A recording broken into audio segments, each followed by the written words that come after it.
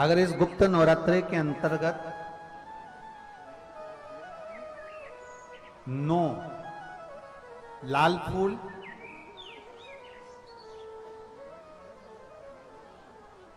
और 5 श्वेत पुष्प,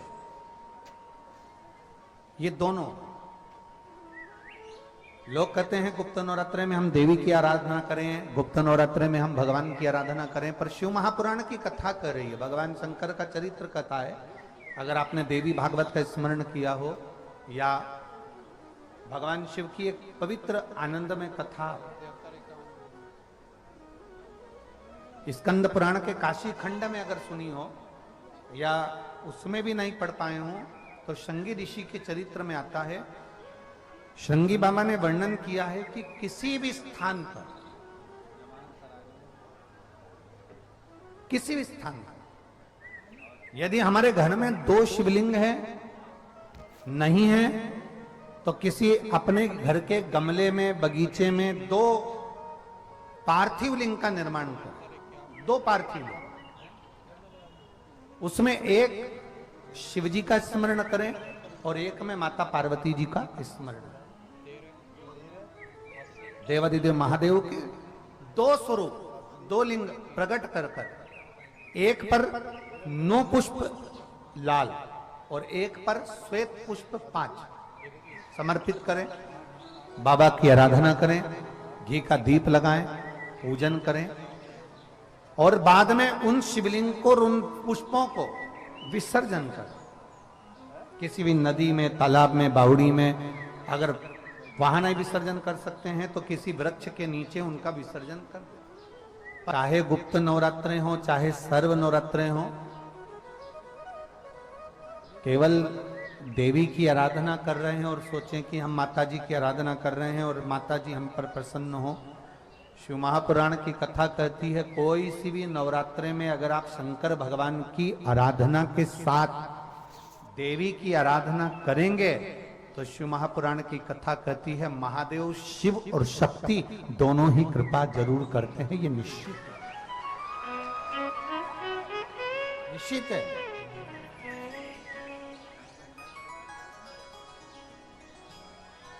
केवल एक शिव की आराधना कर लेना या शक्ति की आराधना कर लेना, हम शिव और शक्ति की दोनों की आराधना एक साथ, हम शिव और शक्ति की दोनों की आराधना, दोनों की आराधना। और हम तो एक बात बहुत अच्छे से कहेंगे, हमने पहले भी कहा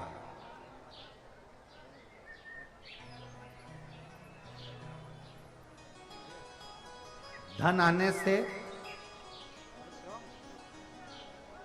रहने का तरीका, खाने पीने का तरीका, गाड़ी बंगले का तरीका, संपदा आने से, पैसा आने से तुम्हारा रहने का तरीका, खाने पीने का तरीका, चलने का तरीका, कपड़ों का तरीका, आभूषण का तरीका, पहनावे का तरीका भले बदल जाता, भले बदलता। धन संपदा आने से तुम्हारा रहने का तरीका, खाने पीने का तरीका, सोने का तरीका, सब तरीके बदल सकते हैं। कपड़ा पहनने का तरीका भी बदल सकता।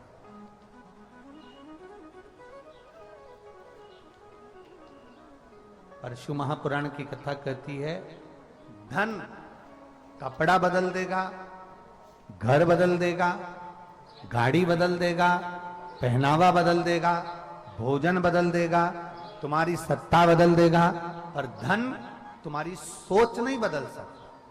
शिव महापुराण की कथा कहती है सोच तो तुम्हारी भगवान की पुराण, शास्त्र, वेद या संत या सदगुरु की शरणागति में बैठने पर ही बदलती है, ऐसे सोच बदल ही नहीं सकती। आपकी और हमारी सोच बदलना है तो संतों की शरणागति में जाना है, सोच बदलना है तो परमात्मा की शरणागति में पहुंचना है, सोच बदलना है तो संतों के बीच में जाना है, सोच बदलना है तो देवालय, शिवालय, भगवान शंकर की आराधना करने जाना है। दौलत कपड़ा बदल देगी, दौलत तुम्हारा रहने का तरीका बदल देगी, दौलत तुम्हारा वैभव सत्ता सब बदल सकती है, पर वो दौलत तुम्हारी सोच नहीं बदल सकती। सोच बदलेगी तुम्हारी सत्संग, सोच बदलेगा तुम्हारा समर्पण, सोच बदलेगा तुम्हारे शंकर पर चढ़ाया गया एक लोटा, ये सोच बदल दे हो भगवान शिव से अपने हृदय की बात कहने के लिए। आप आए हो भगवान शंकर के हृदय से लगने के लिए। अपने मन से, अपने दिल से। आप जब श्री शिवाय नमस्तुभ्यम, बहुत बार हमसे भी लोग कहते हैं, कई बार हमसे भी लोग कहते हैं महाराज जी ये बताओ कि आपने कितने यज्ञ करे।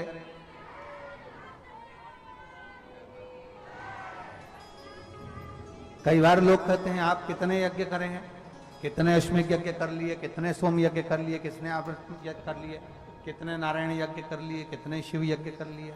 हम कहते हैं इतने सारे शिव भक्त आते हैं और ये सारे के सारे शिव भक्त श्री शिवाय नमस्तुभ्यम बोलते हैं, इनके मुख का दर्शन हो जाता है तो हमारे खाते में यज्ञ का फल वैसे ही प्राप्त हो जाता है। उसमें क्या है?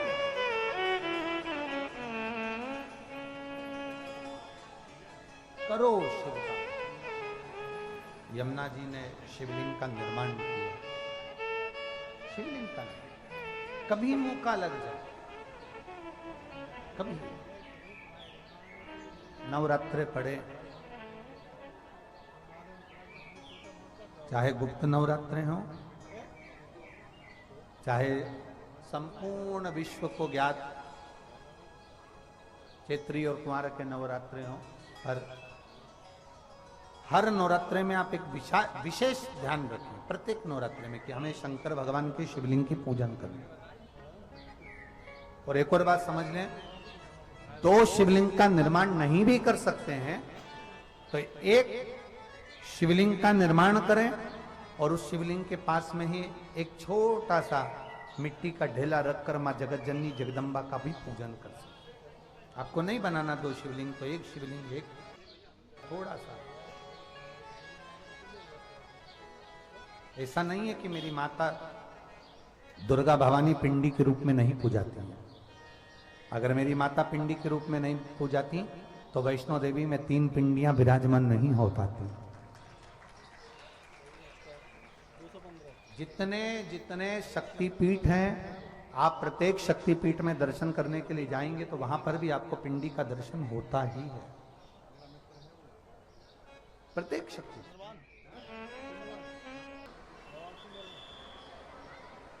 महाराज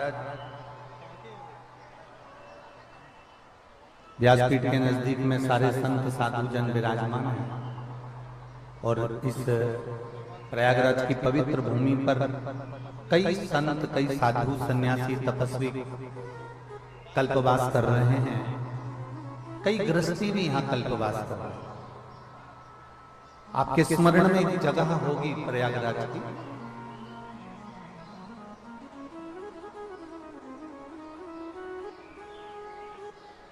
ऐसा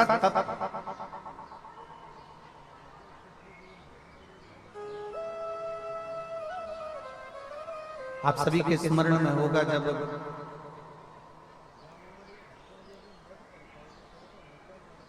भगवान वामन का अवतार हुआ और वामन भगवान का जब अवतार हुआ तो 3 नदियां प्रकट हुई वामन अवतार के समय में।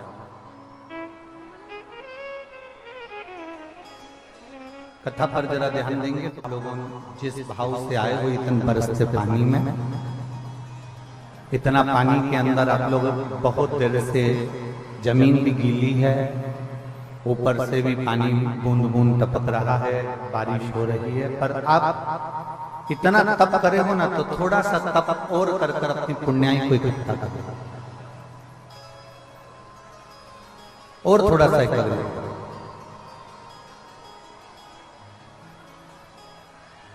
वामन भगवान के अवतार के समय पर 3 नदियां प्रकट हुई।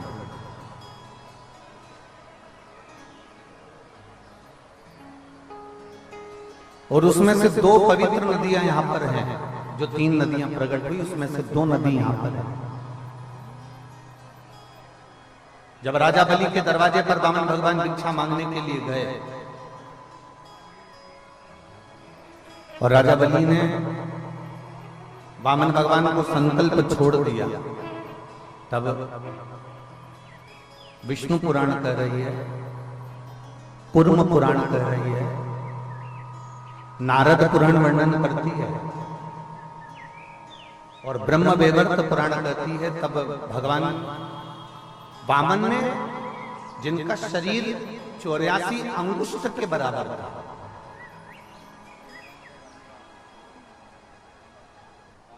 वामन भगवान का जो शरीर था वो 84 अंगुष्ठ के बराबर था। इसलिए आज भी मानव देह जो है ना वो 84 अंगूठे के बराबर है। आप अपने अंगूठे से जब पूरी मानव देह को अंगूठे से लेकर शिखा तक नापेंगे अपने शरीर को, तो ये 84 अंगुष्ठ के बराबर अपना शरीर निकलेगा। आप कितने बड़े पर अपने हाथ की अगर अंगूठे से नापेंगे तो 84 अंगुष्ठ के बराबर ये शरीर अपना प्राप्त होगा।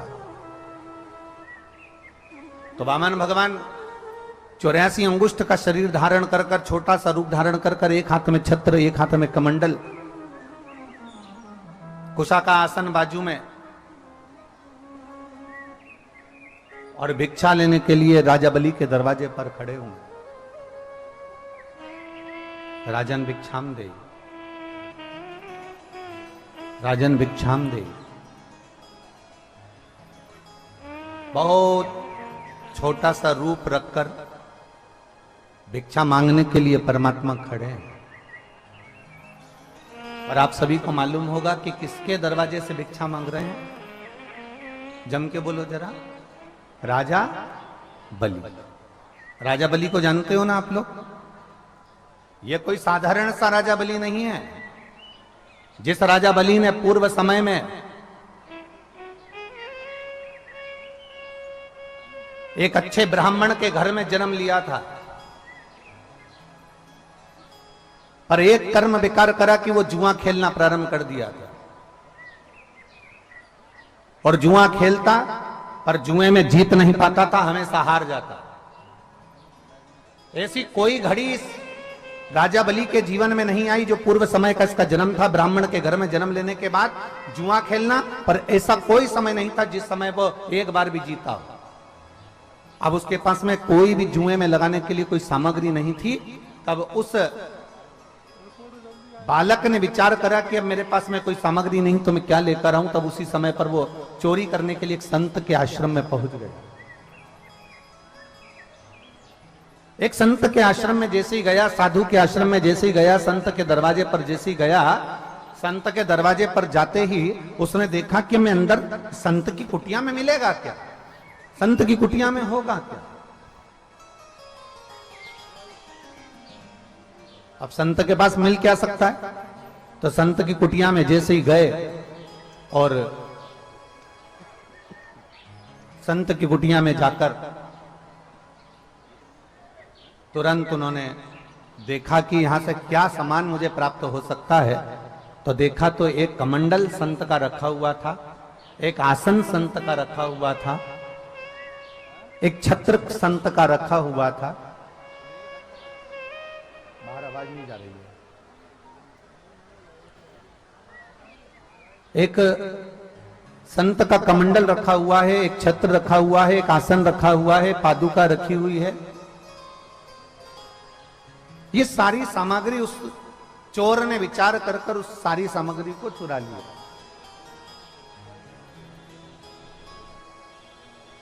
और चोर चोरी कर कर वो सामग्री को लेकर जुए में बैठ गए। अपने सारे मित्रों के साथ जब जुआ खेलने बैठा तो धीरे धीरे कर कर उसने छत्र, कमंडल, आसन, पादुका जो संत के यहां से लेकर आया था वो सारी सामग्री उसने उस जुए में लगा दी। और संत की कोई पुण्याई थी, साधु की कोई पुण्याई थी,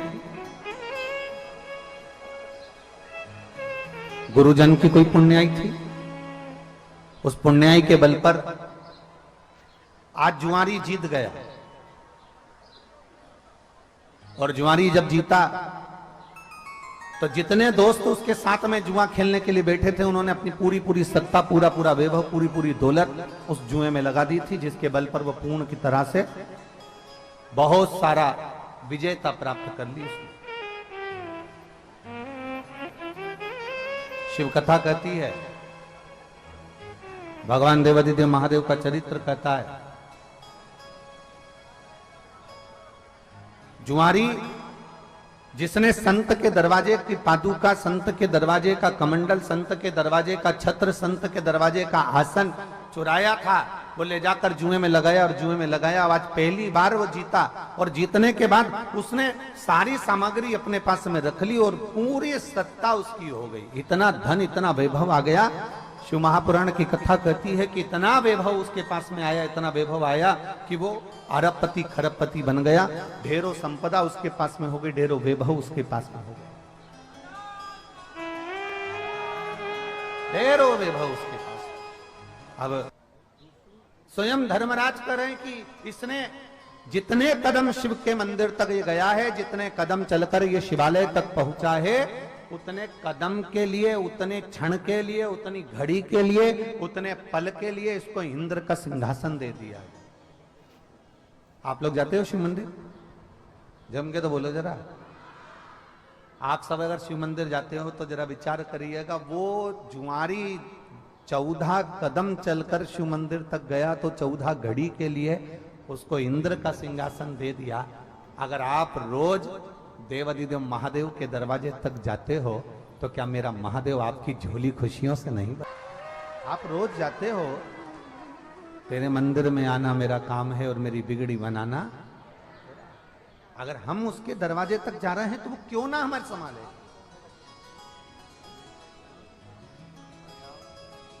वो हमें क्यों ना संभालेगा? बोल बम का नारा है। आप और हम अगर शिव के शिवालय तक पहुंचे हैं, भगवान शंकर के दरवाजे तक पहुंचे हैं, तो मेरा बाबा देवादिदेव महादेव संभालता जरूर है। वो खाली नहीं रखता, वो खाली नहीं छोड़ता। भरोसे हम शंकर के भरोसे, हम शिव के आश्रित होकर आए, शिव के आश्रित। मेरी जीजियों,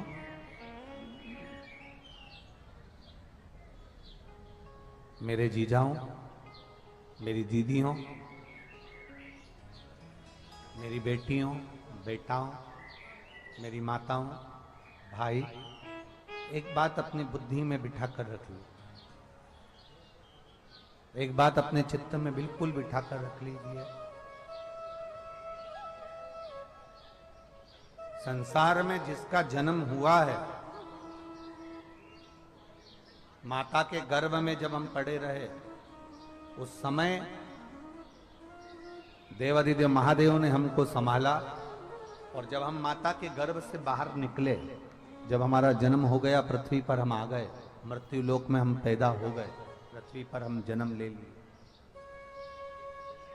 शिव कथा कहती है, शिवजी ने माता पार्वती जी को नंदनवन में एक बात कही थी कि पार्वती, जब पृथ्वी पर पशु, पक्षी, जलचर, थलचर, वायुचर या मनुष्य, जानवर, कोई भी पृथ्वी पर जब जन्म लेता है, एक छोटा सा छोटा जीव भी अगर पृथ्वी पर जन्म लेता है, तो शिव कहते हैं उसके भरण पोषण की जवाबदारी मेरी होती है। इसलिए लोग मुझे हमेशा विश्वनाथ कहते हैं, क्योंकि मैं किसी को अनाथ नहीं छोड़ता।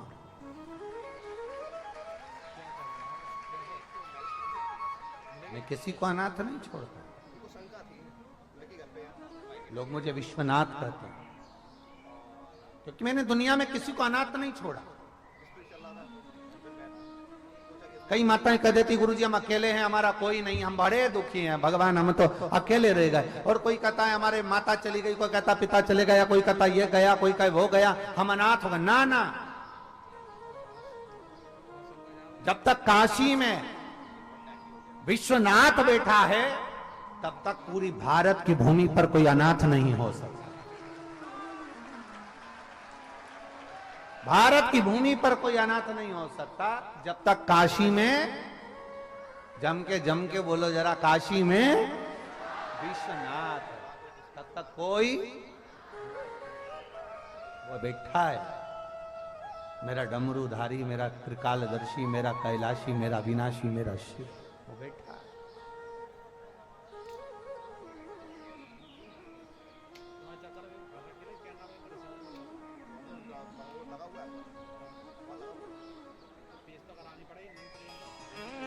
कल हमने आपको कहा था तुम्हारी धूप में तप रहे थे, तब हमने एक बात कही थी कि तुम्हारी परीक्षा लेगा।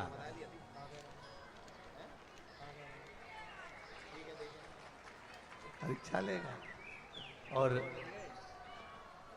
आप लोगों ने जो कथा प्रयागराज की भूमि पर सुनी है ना, त्रिवेणी संगम पर, वो भी शिव जी की 2 दिवसीय शिव चर्चा, तो हमने कहा था उसको ईर्ष्या हो रही है। और हमने कल कहा था कि बरस सकता है। अब हमको क्या मालूम था कि इतनी जल्दी सुन भी लेगा, इतना अंदाजा थोड़ी ना था महाराज जी, ये इतनी जल्दी सुन लेता है।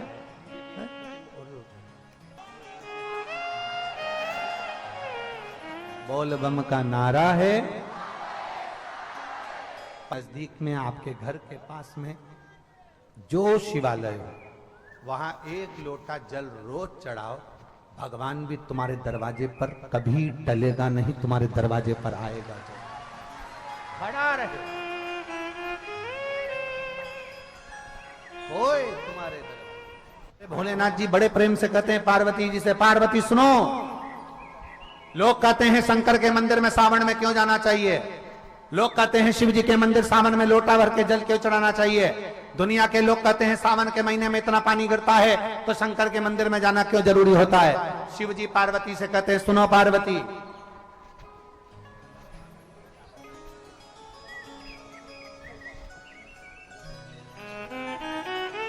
सावन के महीने में भगवान शंकर पार्वती से कहते हैं सुनो पार्वती, जब एक भक्त मेरे ऊपर जल चढ़ाने के लिए आता है तब मैं इंद्र को भी कह देता हूं, गरुण और वरुण को भी कह देता हूं, सुनो जब भक्त आए तब पानी मत गिराना, जब भक्त आ जाए तब पानी गिराना। क्यों, समझ में आया? बारिश बरसो, खूब बरसो, पर ऐसी मत बरसो कि कोई आ ना सके। शिव जी कहते हैं बारिश बरसो, खूब बरसो, पर ऐसी मत बरसो कि कोई आ ना सके। और अब शिव जी कहते हैं बारिश बरसो, ऐसी बरसो कि अब कोई जा ना सके, ऐसी बरसो। अब आ गया है ना मेरे पास मेरा भक्त, अब आ गया ना मेरा भक्त, मेरे शिवालय में आ गया, मेरी शरणागति में आ गया, मेरे पास आ गया। और जब भोले का भक्त भोले के करीब में आ जाए, बारिश अब बरसो तो ऐसी बरसो कि कोई जा ना सके, जो मेरा हो जाए तो मेरे पास से कभी ना जाए, इसलिए तू बरसते रहे तो मेरे करीब में बना रहे। ये शिव जो घड़ी है, ये शंभू है, ये त्रिकालदर्शी, ये कैलाशी, ये अविनाशी, ये शंकर है, उसको पहचानना कठिन है। यमुना मैया गई, जो उन्होंने गोलोक धाम में दर्शन करा भगवान का, विचार कर लिया कि मुझे पटरानी बनना है भगवान नारायण की, पटरानी बनना है भगवान कृष्ण की, अब करूं तो करूं क्या। यमुना मैया सीधे सबसे पहले माता सरस्वती के पास पहुंची, ब्रह्मणी के पास में पहुंचकर उन्होंने विनती करी, मुझे करूं क्या मैं कैसे भगवान कृष्ण की, भगवान नारायण की पटरानी बन सकती हूं, आप बताओ मैं कैसे बन सकती हूं। सरस्वती ने कहा एक ही काम है, गंगा जी के घाट पर जाओ, शंकर जी की आराधना करो। गंगा के घाट पर शिव की आराधना? हाँ, यमुना मैया पूरे मृत्यु लोक में भ्रमण करती करती करती करती प्रयागराज की पवित्र भूमि पर पहुंच गई। और प्रयागराज की पवित्र भूमि पर भीटा की पहाड़ियों में, कहां की पहाड़ी? भीटा। प्रयागराज में यहां से महाराज जी 25 किलोमीटर दूरी पर भीटा की पहाड़ी पर एक स्थान, ऐसा स्थान है शंकर जी का, यमुना जी का ऐसा स्थान जहां पर स्वयं यमुना भगवान शंकर की आराधना करने के लिए बैठी और शंकर जी को सुजावन महादेव के नाम से वहां पर आना पड़ा और दर्शन देना पड़ा। कृपा करो हमें बताओ महादेव कैसे प्रसन्न होंगे? एक बार भी यमुना जी ने गंगा जी से यह नहीं कहा कि नारायण कैसे प्रसन्न होंगे, क्योंकि नारायण से विवाह करना है ना इनको डायरेक्ट। अगर नारायण से विवाह करना है तो नारायण को प्रसन्न करना था, और ये नारायण को प्रसन्न नहीं कर रही है, महादेव को प्रसन्न कर रही है। हमारे जो डॉक्टर होते हैं ना, वो भी बहुत अच्छे वेद पुराण पढ़े होते हैं, इसलिए डॉक्टर साहब कभी भी एक गोली नहीं देते, एक गोली के साथ दूसरी गोली लगा कर देते हैं। वो कहते हैं ये गोली सुबेरे खा लोगे, फिर ये गोली भोजन के, जम के बोलो जरा, भोजन के बाद खाना। ये भोजन के पहले खाना, ये भोजन के बाद खाना। डॉक्टर भी 2 गोली देता है, 1 गोली नहीं देता। उसी तरह महादेव की कथा कहती है, यमुना जी ने विचार करा कि मैं सीधे नारायण से अगर मांगूंगी तो नारायण मुझे पटरानी नहीं बनाएंगे, पर शंकर भगवान की बात नारायण कभी टाल नहीं सकते, इसलिए मैं नारायण को अगर मांगू उससे पहले मैं महादेव से मांग लूं, मैं शिव से मांग लूं। अब गंगा जी से कहा, गंगा जी आप बताओ। गंगा जी बोलती हैं कि आप एक काम करो कि तुम 1000 वर्ष की तप साधना करोगे तो महादेव प्रसन्न नहीं होंगे, तुम नेत्र बंद कर बैठी रहोगी तो महादेव प्रसन्न नहीं होंगे, तो मैं क्या करूं? तब यमुना जी से गंगा जी ने कहा बालू रेत का शिवलिंग बनाओ, उसकी पूजन कर 1 लोटा जल चढ़ाओ। अब देखो आपसे भी हम एक ही बात कहते हैं, सारी समस्या का हल। आज तक हमने ये नहीं कहा कि तुम्हारी समस्या भारी है तो आंख बंद करके बैठो, उठो ही मती, सो मती। हमने ये बोला कभी? हमने तो एक बात बहुत अच्छी कही तुमसे, खूब खाओ पर लोगों के प्राण मत खाओ।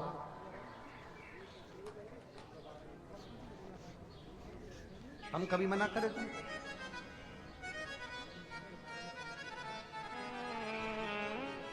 शिव महापुराण की कथा में सबसे शुरू में वेद व्यास जी वर्णन करते हैं शिव कथा सुनने का नियम। शिव कथा सुनने का नियम मालूम है तुमको? शिव कथा सुनने का नियम वेद व्यास जी लिखते हैं, एक समय फलहार करो, शिव महापुराण की कथा पूरी सुनो। एक समय फलहार, फरियाल नहीं बोला, क्या बोला है? फलहार।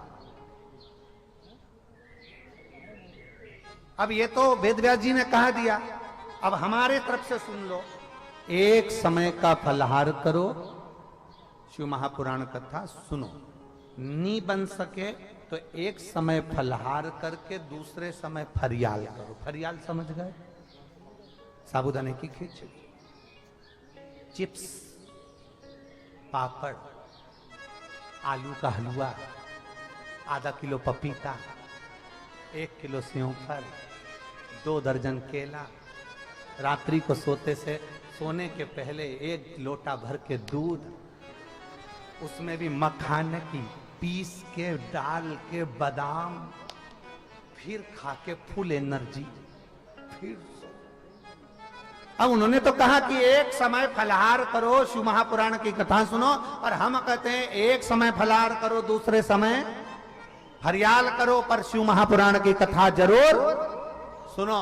और इतने में काम नहीं चले तो एक समय फरियाल करो, दूसरे समय भोजन करो, पर शिव पुराण जरूर सुनो। सुनो नहीं, जरूर सुनो।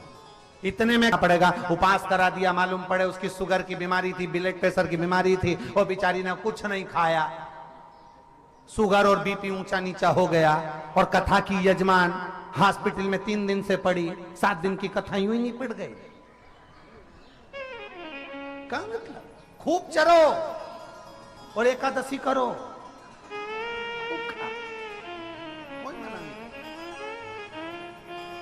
दिल से अपनी इंद्रियों।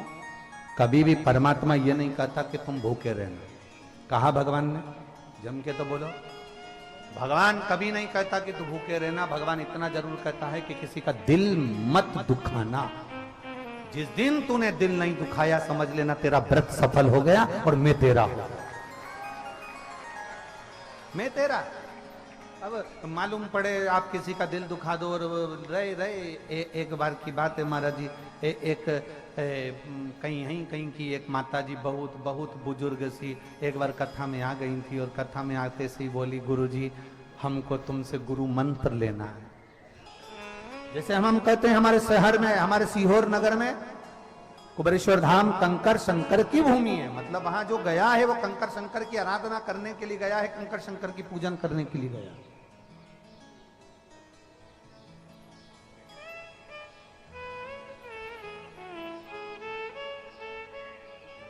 और ये कंकर शंकर का प्रमाण केवल आज का नहीं, पुराना है।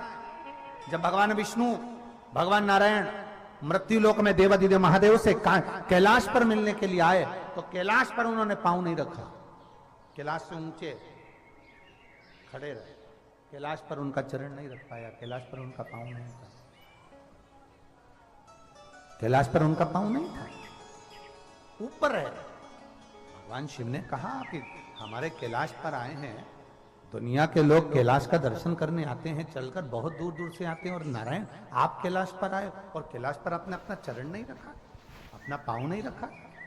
भगवान नारायण की आंख में आंसू भर गए। भगवान नारायण रोते हुए आंख में आंसू भर कर कहते हैं, बाबा मैं जहां पांव रखता हूं वहां मुझे कंकर नजर आता है, जहां पांव रखता हूं वहां मुझे कंकर दिखता है, और हर कंकर में मुझे शंकर दिखता है, इसलिए मैं पांव नहीं रखता। भगवान शिवजी ने कहा, नारायण मैं तुम्हारे बिना नहीं रह सकता, तुम मेरे बिना नहीं रह सकते, तो फिर ये कंकर से क्या डरना? आप मेरे बिना नहीं रह सकते, मैं आपके बिना नहीं रह सकता, और हम दोनों जब एक दूसरे के बिना नहीं रह सकते तो आपको भूमि पर पांव तो रखना ही पड़ेगा ना। कंकर तो आपके पांव में चुभेगा।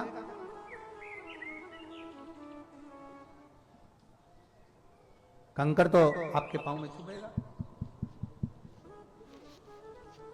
जब आप मेरे करीब में रहें तो बाबा बस इतना सा निवेदन, इतनी सी प्रार्थना, इतना सा, मैं आपके बिना नहीं रह सकता, आप मेरे बिना नहीं रह सकते। मैं आपके बिना नहीं, आप मेरे बिना नहीं रह सकते। पूछा कि करे तो करे। नारायण ने पूछा कि करें तो क्या करें? जो आप आज्ञा करेंगे वो मैं कर लूंगा, आप जो बोले वो मुझे स्वीकार। उस दिन बुलाएगा वो आप अपने घर के नजदीक में, आप अपने घर के नजदीक में जो शिवालय, आपके घर के पास में जो शिवालय, आप वहां जाओ, वहां जल चढ़ाओ, वहां प्रणाम करो, फिर जाओ जब बाबा बुलाए आप। और यहां जितनी जीजियां बैठी हैं, यहां जितने जीजाउन बैठे हैं, यहां जितनी मेरे बेटा बेटी बैठे हैं, जितनी माताएं बैठी हैं, उनसे भी निवेदन करूंगा, शिव महापुराण की कथा में कभी भी जाओ, 1 रुपए का कर्जा कर कर मत जाना। 1 रुपया भी किसी से मांगकर हमें कथा सुनने के लिए नहीं जाना। पास वाले मंदिर में जाओ, 1 लोटा जल चढ़ाओ और बाबा से प्रार्थना करो, बाबा मेरा मन है, मुझे शिव पुराण सुनने जाना है, व्यवस्था तुझे करना है, क्योंकि बेटी मैं तेरी हूं। बेटा मैं कह रहा हूं व्यवस्था तुझे करनी। हम जब पास के शिवालय में जाकर, पास के शंकर के मंदिर में जाकर एक लोटा जल समर्पित करते हैं, जब हम नजदीक में जाकर भगवान शंकर को जल चढ़ाते हैं, जब हम नजदीक में पहुंचकर भगवान देवादिदेव महादेव की आराधना करते हैं, जब हम नजदीक में पहुंचकर भगवान शंकर का गुणगान करते हैं, तो शिव हमारे मन की बात सुनकर फिर कहते हैं कि अब मैं तुझे अच्छी जगह तक पहुंचाने का प्रयास करता हूं, तू मेरे करीब आया है, मैं तुझे केदारनाथ और सोमेश्वर तक पहुंचाने का प्रयास। और मेरी जीजियों, इतना सा जरूर कहूंगा इस व्यासपीठ से, मां त्रिवेणी के संगम से आप सबको कहना चाहूंगा, जितने लोग कथा को श्रवण कर रहे हैं, जितने लोग कथा को सुन रहे हैं, जब जब शिव पुराण की कथा टीवी पर आए, जब जब किसी तीर्थ में शिव महापुराण की कथा सुनने का मौका मिले, बाबा से इतना प्रार्थना जरूर करना कि मेरे जैसे ये पत्र आए हैं, ऐसी मेरे मन की कामना पूर्ण करना, तो मैं भी एक पत्र लिखकर उस तीर्थ तक पहुंच जाऊंगा, कथा को सुनूंगा, मैं भी आपके दरवाजे तक पहुंच।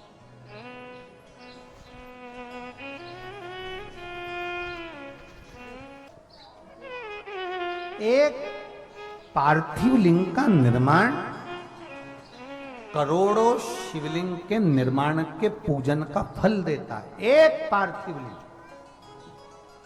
क्यों? जब हम आप जहां बैठे हो वहां पूरी बालू ही बालू, रेती रहते।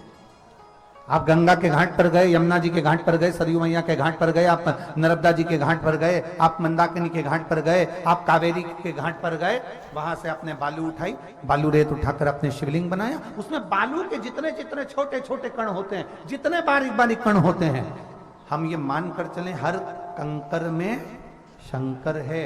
जब इसको जोड़ते हैं तो करोड़ों कंकर जुड़ते हैं और करोड़ों शिवलिंग एक साथ पूजा जाते हैं, जिसका फल हमें प्राप्त है। करोड़ों शिवलिंग,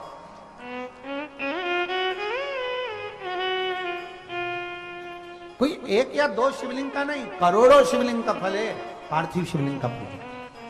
करोड़। आज मां यमुना जी ने विचार कर दिया और यमुना जी विचार कर कर माता यमुना बैठ गई शिवलिंग का निर्माण करने के लिए। यमुना शिवलिंग का निर्माण करने के लिए जैसे ही यमुना जी बैठी, जैसे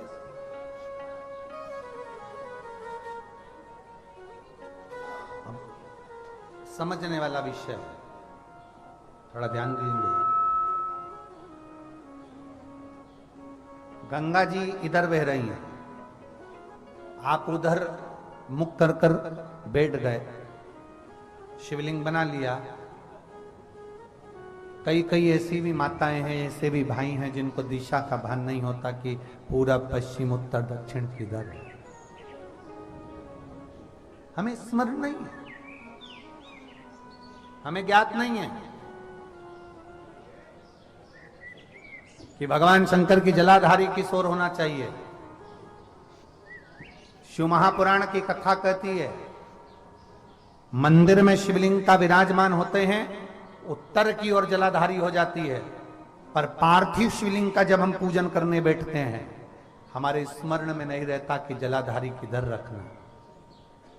हम अनभिज्ञ हैं, हमें ज्ञात नहीं है। कई माताएं दूसरे से पूछती हैं, ये मैंने जलाधारी बनाई है जिस पे शिवलिंग रखा है, इसका मुंह कहां करूं? मैं गंगा जी के घाट पर बनाई, अब मैं इसका मुंह कहां करूं? शिव महापुराण की कथा कहती है, उस जगह पर आपको पूछने की जरूरत नहीं है। मैं जहां बना रही हूं आपको स्वीकार करना पड़ेगा, क्योंकि आप मेरे पिता हो, आप मेरे बुजुर्ग बाबा हो, दादा हो।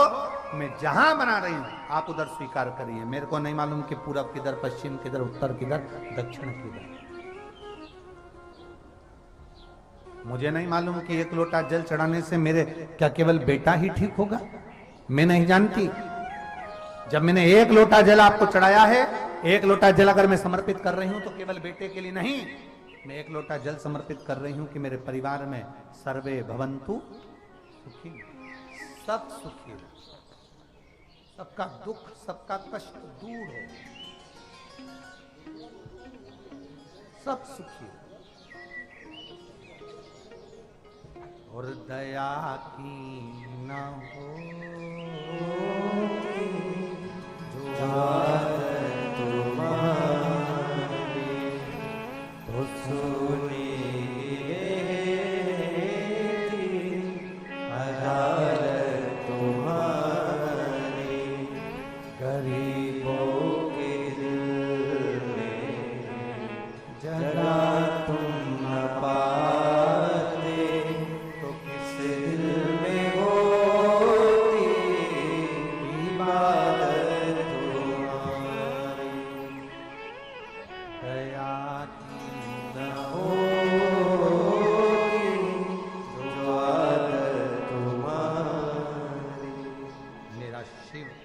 मेरा उघड़दानी, मेरा शंभू, जिसको लोग भोला कहते हैं और वास्तव में भोला।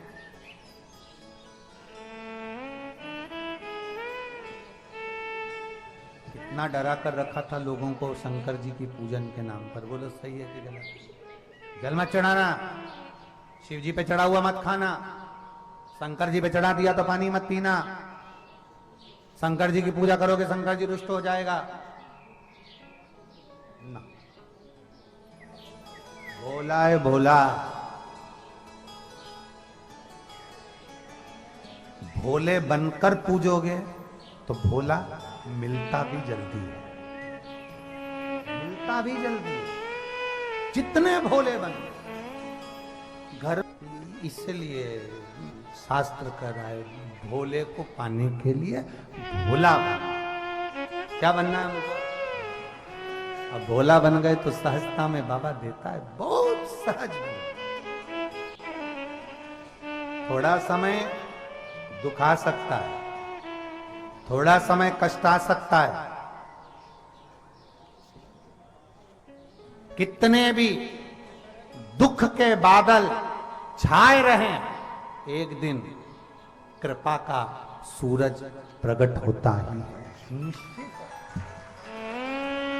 कितना ही दुख वो कृपा करेगा, करुणा करेगा और उसकी दृष्टि पड़ती जरूर है। हम क्यों दुखी? यमुना जी ने तप करा, साधना करी, शिव प्रकट नहीं हुए पर शिवलिंग का निर्माण करा, पूजन करी, आराधना करी। जब शिवलिंग की आराधना पूजन करना प्रारंभ करी तो देवाधिदेव महादेव ने कृपा करी, शिव ने कृपा की। और ऐसी कृपा देवाधिदेव महादेव ने करी, ऐसी कृपा करी, प्रकट हो गए, प्रकट। यमुना जी ने कहा बाबा एक कामना है, पूरी करेंगे? शिव जी ने पूछा कौन सी कामना? बस मुझे भगवान नारायण की पटरानी बनना है। शिव जी ने कहा नारायण की पटरानी द्वापर में जब भगवान कृष्ण प्रकट होंगे, मथुरा में भगवान का जब जन्म होगा, मथुरा में जब भगवान कृष्ण प्रकट होंगे, तब आपको मैं वर देता हूं, भगवान कृष्ण की पटरानियों में यमुना तू भी एक पटरानी कहलाएगी और तू भी भगवान कृष्ण की। पर यमुना पटरानी बन रही हैं। यमुना जी ने फिर कहा कि मैंने बस एक वर और चाहती हूं कि यहां भोले बाबा मैंने आपको पुकारा था और आप यहां पर आकर मुझे दर्शन दिए हो, तो इस पवित्र भूमि पर भी आप विराजमान हो जाओ। बाबा भोलेनाथ जी ने कहा यमुना तूने मुझे पुकारा है, इसलिए सारी दुनिया में जितने मंदिर हैं, भारत की भूमि पर जितने भी शिवालय देवालय होंगे, सारे मंदिर में, मेरे मंदिर में पार्वती गणेश मेरे साथ में रहेंगे। पवन महादेव का मंदिर ऐसा है जिस मंदिर में पार्वती शिव जी के साथ नहीं, यमुना जी ने शिव जी की भक्ति करी थी तो यमुना शंकर के मंदिर में विराजमान है। इसलिए आज भी यम द्वितीया के दिन सुजावन महादेव के लिए लोग जाते हैं और यम द्वितीया के दिन यमुना जी का वहां दर्शन कर कर महादेव को जल चढ़ाकर स्नान पूजन करते हैं।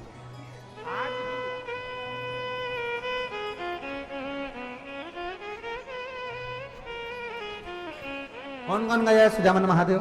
हाथ उठाओ जरा। गए हो आप लोग? जाना चाहिए। अगर प्रयाग आए हैं या प्रयाग के आसपास के लोग भक्त हैं, जाना चाहिए, भक्ति कर। और तेरी कृपा बिना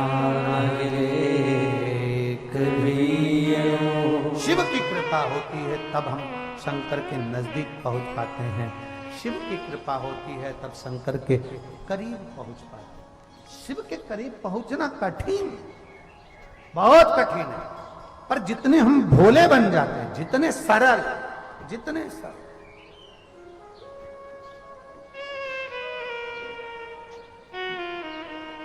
हम कहते हैं, कई बार हम लोगों ने वर्णन किया, बहुत ज्यादा आप अगर बहुत कठोर बनकर रहोगे तो दुनिया आपसे बहुत दूर होगी, बहुत दूर। जितने आप नम्र बनकर रहोगे उतने दुनिया आपके करीब में रहेगी, उतने करीब। आप जितना प्रेम से पुकारेंगे, आप जितना स्नेह से भजेंगे, शिव तत्व को उतना प्राप्त करेंगे, उतना। और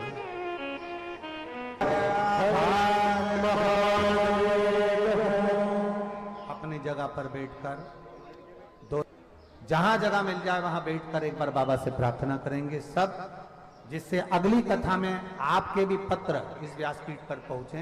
तो बाबा से निवेदन करेंगे, भाव से, दिल से बाबा को कहेंगे, जहां जगह मिले वहां बैठकर भाव से बाबा को नमन करेंगे। श्री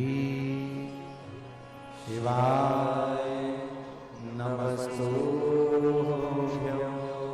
श्री शिवाय नमस्तुभ्यं, श्री शिवाय नमस्तुभ्यं, श्री शिवाय नमस्तुभ्यं, श्री शिवाय नमस्तुभ्यं।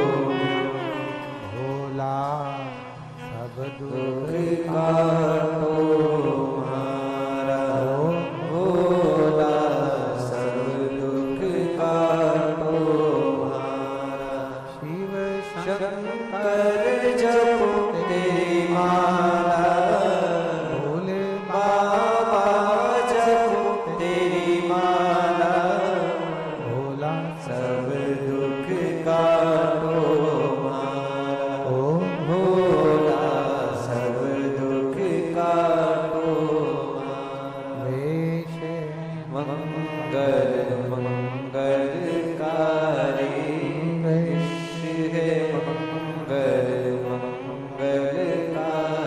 शमशान वासी हमारा, शमशान वासी हमारा, ओ भोला सब दुख काटो हमारा, ओ भोला सब दुख काटो हमारा। भगवान देवाधिदेव महादेव से प्रार्थना, दिल से निवेदन करें, बाबा हमारे मन का सब मनोरथ पूर्ण करें।